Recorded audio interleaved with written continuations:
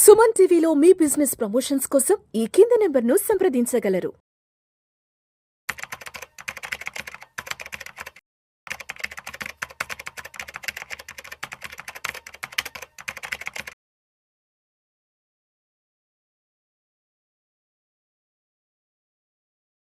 Welcome to Vishnu talks. నేను మీ విష్ణు. ప్రస్తుతం నాతో పాటు ట్రేడర్ అండ్ ఇన్వెస్టర్ క్రిష్ ఉన్నారు. క్రిష్తో మాట్లాడదాం. నమస్తే క్రిష్. నమస్తే Vishnu. Welcome to Vishnu talks. Thank you so much for your time. So Krish, ఏంటి ఈ మధ్య పై కాయిన్ అంట కంప్లీట్ ట్రెండింగ్ లో ఉంది. ట్రంప్ గారు అధికార పగ్గాలు చేపట్టిన కాడి నుంచి ఈ క్రిప్టోలకి, ఈ బిట్ కాయిన్లకి అసలు అడ్డు అదుపు లేకుండా ఎక్కడికి వెళ్ళిపోతున్నాయి. లాస్ట్ 2-3 years వరకు అసలు ఎక్కడ కనిపించని క్రిప్టోలు, బిట్ కాయిన్లు ఇప్పుడు సడన్ గా లైమ్ లైట్ లోకి వచ్చేసేసాయి.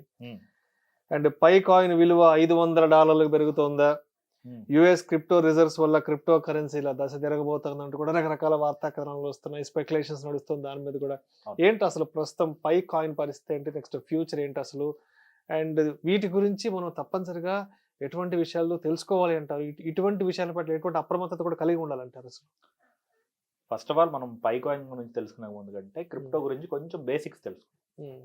చాలా మంది ఏమనుకుంటారంటే క్రిప్టో అనేది కరెన్సీ అనుకుంటారు. కానీ కొన్ని ఇన్స్టిట్యూషన్స్ ఏంటంటే, లార్జ్ ఇన్స్టిట్యూషన్స్, వాటిని ఇట్స్ నాట్ అ కరెన్సీ, ఇది ఒక కమాడిటీ అని చెప్పి గోల్డ్తో కంపేర్ చేస్తారు. Bit coin, only bit coin. దానికి అన్నిటికంటే ముందు అసలు ఈ క్రిప్టో ఎక్కడ పుట్టింది, దీని గురించి మనం కొంచెం బేసిక్గా తెలుసుకుందాం. క్రిప్టో అనేది it's simplest form of grey market. అది ఎవరి దగ్గర ఉంది, ఎంత ఉంది అనేది ఎవరు ట్రాక్ చేయలేరు, because of the blockchain technology. Decentralised system. Centralised అంటే మనకి బ్యాంక్ కంట్రోల్ చేస్తుంది దాన్ని, డీసెంట్రలైజ్డ్ అంటే నోబడీ కెన్ కంట్రోల్. అట్లా ఉన్నప్పుడు మనకి బిట్ కాయిన్ 2008 ఆ టైంలో, రష్యన్ టైంలో బిట్ కాయిన్ స్టార్ట్ అయింది. యాక్చువల్లీ చాలా మందికి తెలియదు ఏంటంటే, యూస్ కేస్ అనేది పక్కన పెడితే బిట్ కాయిన్ ఇది ఫస్ట్ జనరేషన్ క్రిప్టో. ఫస్ట్ పుట్టింది కదా, దాన్ని ఫస్ట్ జనరేషన్ క్రిప్టో అంటారు. బిట్ కాయిన్తో ఉన్న యూజెస్ ఏంటంటే, బ్లాక్ చైన్ యూజ్ చేసి మీరు ట్రాన్సాక్షన్ చేయొచ్చు, ట్రాన్సాక్షన్తో పాటు మనీని ఎక్స్చేంజ్ చేసుకుంటున్నారు ప్రజెంట్ బయట కంట్రీలు, మన దగ్గర కాదు యాజ్ ఆఫ్ నౌ. తర్వాత నెక్స్ట్ వచ్చిందే ఇథీరియం, సెకండ్ జనరేషన్ క్రిప్టో. ఏమంటారు సెకండ్ జనరేషన్ క్రిప్టో ఏంటంటే స్మార్ట్ చైన్ కాంట్రాక్ట్స్ అని చెప్పి వాళ్ళు ఇంట్రడ్యూస్ చేశారు. స్మార్ట్ కాంట్రాక్ట్స్ ఎట్లా వర్కౌట్ అవుతాయి అంటే, ఫర్ ఎగ్జాంపుల్ మీరు 2013-14 టైంలో, 15 టైంలో సిరియా వార్ ఒకటి జరిగింది, గుర్తుందా? సిరియా వార్లో చాలా మంది రెఫ్యూజీస్ యూరోప్ వెళ్ళిపోయారు. యూరోప్ వెళ్ళిపోయినప్పుడు ఒక కంట్రీ సిటిజన్షిప్, ఒక రెఫ్యూజీ ఆర్ హాస్టేజ్గా మీ కంట్రీకి వచ్చినప్పుడు, ఆ కంట్రీ డైరెక్ట్గా వాళ్ళకి ఏంటంటే హాస్టింగ్ ప్లేసెస్ ఏమో తప్పించి డైరెక్ట్గా సిటిజన్షిప్ ఇవ్వాలంటే వాళ్ళకి ఎన్ని రిస్ట్రిక్షన్స్ ఉంటాయి. And at the same time వచ్చిన రెఫ్యూజీనో టెర్రరిస్టో మీకు తెలియదు. సో ఇట్లాంటి ఇష్యూస్ వాటిని సార్ట్ అవుట్ చేయడానికి ఈ స్మార్ట్ కాంట్రాక్ట్స్ యూజ్ అవుతాయి. సో దాని గురించి బ్రీఫ్గా మనం తర్వాత వీడియోలో మాట్లాడుకుందాం. దానికి ఇన్ఫర్మేషన్ కావాలంటే మనకి నెట్లో చాలా దొరుకుతుంది.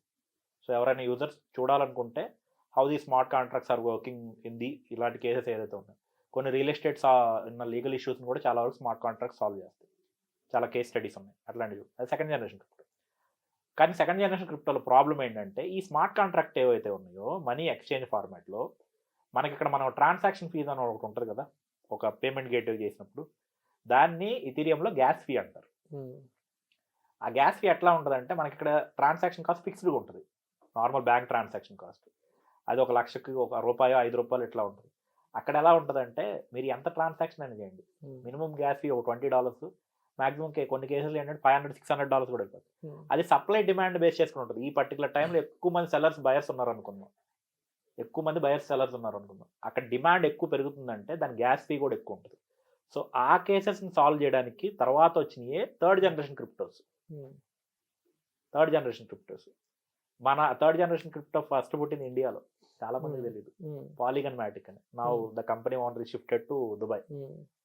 పాలిగన్ మ్యాటిక్ అండ్ దాని తర్వాత వచ్చినాయి ఈ గేమింగ్ ప్లాట్ఫామ్స్, మెటావర్స్ కాయిన్స్, ఇవన్నీ. తర్వాత కోవిడ్కి ముందు ఓ పర్టికులర్ కాయిన్ వచ్చింది, మీరు ఇప్పుడు అంటున్న పై కాయిన్.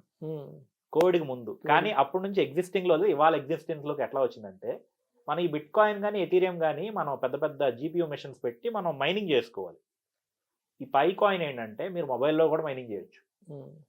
ఎంత ఉంటుంది, లైక్ సింపుల్ మనం ఎంఎల్ఎంలో ఇంతమంది మీరు రిఫరల్ తీసుకుంటే మీకు ఇంత కమిషన్ ఇస్తారన్నట్టు, సేమ్ వీళ్ళు అదే కాన్సెప్ట్ ఏం చేశారంటే పోయినీర్స్ అని చెప్పి నేమ్ పెట్టి, విష్ణు మీరు వచ్చి నా దగ్గర నా రెఫరల్ కింద జాయిన్ అవ్వండి, సో మీరు మైన్ చేసుకోండి, నాకు కొంత రెఫరల్ వస్తుంది అని చెప్పేసి ఇట్లా ఆల్మోస్ట్ ఒక 100 బిలియన్ కాయిన్స్ అనేది సప్లైలో ఉన్నాయి అని చెప్పి వాళ్ళు చెప్పారు.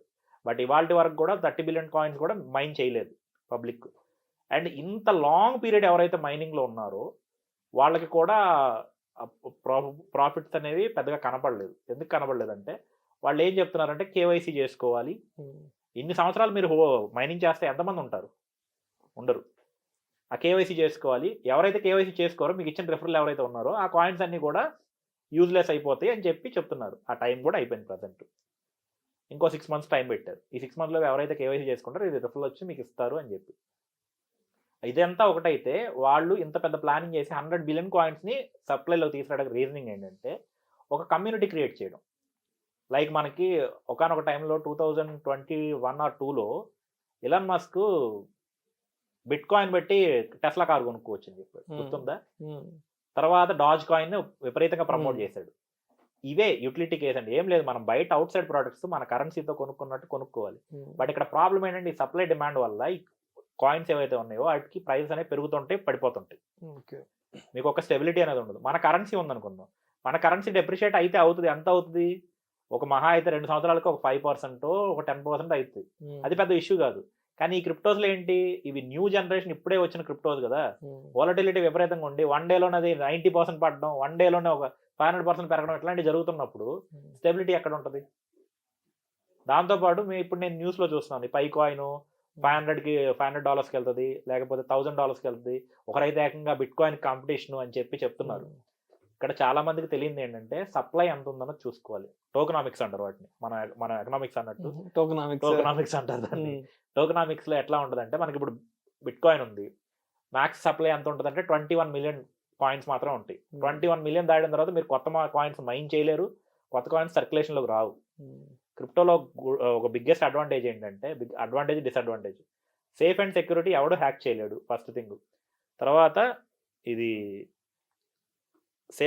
హ్యాకింగ్ ఒకటైతే ఎవరన్నా దాని పాస్వర్డ్ ఫేస్ కీ మర్చిపోయారు అనుకో, అది వాడి లైఫ్ టైం రిట్రీవ్ చేసుకోలేడు. మనకంటే ఇక్కడ ఓటీపీ మర్చిపోయామంటే, పాస్వర్డ్ మర్చిపోతే ఓటీపీ ఎంటర్ చేసి తీసుకుంటాం.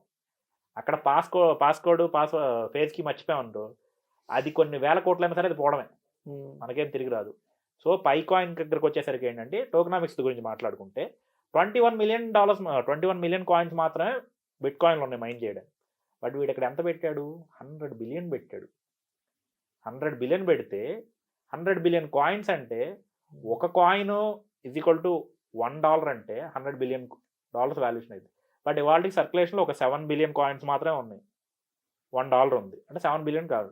క్రిప్టో టోటల్ మార్కెట్ క్యాపే 3 ట్రిలియన్ అంటే మన ఎకానమీలో 1/2 ఇంకో తక్కువ ఉంటుంది మన ఎకానమీ అయితే. అంత సర్క్యులేషన్లో మీరు $1 ఉంటేనే ఇంత వాల్యూ ఉంది దానికి. అలాంటిది $500కి వెళ్తే half of the crypto world వీళ్ళ చేతిలో అవుతుంది. అది పాసిబుల్ కాదు. అండ్ ఈ ఎక్స్చేంజెస్ వీళ్ళంతా ఏం చేసి చెప్తున్నారు, కాయిన్స్ మీకు సింపుల్ లాజిక్ విష్ణు, ఇంకా కాయిన్స్ కొత్త మార్కెట్లోకి వస్తున్నాయి అనుకోండి, వాళ్ళు 7 బిలియన్ ఉన్నాయి. ఈ 6 monthsలో కేవైసీ చేసుకొని ఇంకొక 7 బిలియన్ వచ్చినాయి అనుకుందాం. ఎవరైతే మైనింగ్ చేస్తారో most of the people mind set ఎట్లా ఉంటుందంటే, నాకు ఆ కాయిన్ వస్తే నేను అమ్ముకొని నేను క్యాష్ చేసుకుందాం అన్న థాట్ ప్రాసెస్లో ఉంటాడు తప్పించి 90% ఇదేదో నాకు పెరుగుద్ది, లేకపోతే నేను ఒక 10 years హోల్డ్ చేస్తాను థాట్ ప్రాసెస్ ఎంతమందికి ఉంటుంది? సో ఇవి చాలా మంది ఏంటంటే ఇవి తెలుసుకోకుండా, ఈ టోకనామిక్స్ తెలియకోకుండా ఏదో వచ్చేస్తుంది, లేకపోతే మాకు ఇంకా వాల్యూ పెరిగిపోద్దని వెళ్ళొచ్చు. మేబీ వెళ్తే ఏంటంటే ఒక $5కో $10కో అట్ మ్యాక్స్, అంతకంటే పోయే ఛాన్స్ ఉందంటే లిటరలీ ఇంపాసిబుల్. ఇంకో 10-15 years అయినా సరే ఇంతే టైం, అలాగే ఒక $10-15 రేంజ్కి మాత్రమే వెళ్తే. ఇంకా విపరీతంగా పైకి పోయిందంటే అది వాళ్ళ అదృష్టం అని చెప్పాలి. కాకపోతే అవి ఎకానమీస్ డిజాస్టర్ స్టేజ్లోకి వెళ్ళిపోతాయి. సో ఏ గవర్నమెంట్ కూడా వాటిని అలౌ చేయదు. Thank you so much Krish. Thank you so much Vishnu.